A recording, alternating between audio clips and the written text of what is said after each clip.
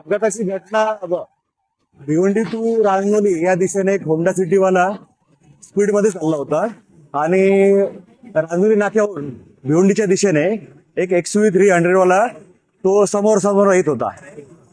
Honda सिटीवाल्याचा वेग प्रचंड होता असं XUV 300 वाल्याचं म्हणणं आहे.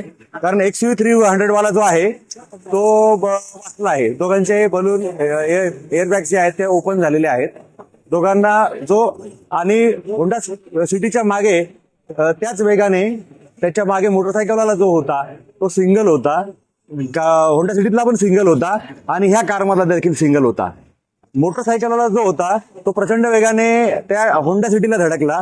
होंडा सिटीवर धडकून तो उंच उडून ब्रिजच्या खाली म्हणजे टुवर्ड्स रांजणी नाका याची खालची जी लेन आहे त्या लेनवर खाली पडला. त्याला IGM हॉस्पिटलला नेले परंतु तो डेड डिक्लेअर झाला. आणि होंडा सिटीवाला जो आहे त्या रांजणी नाका येथे लाईफलाईन हॉस्पिटल येथे ऍडमिट केलेला आहे. जखमी आता एक मयत झाला आहे आणि होंडा सिटीवाला जखमी आहे. प्रवासी किती होते? प्रवासी सर्व सिंगल होते. जेवढे अपघात झाले ते तिन्ही पर्सन सिंगल होते म्हणजे 2 कारचे चालक आणि बाईकवाला.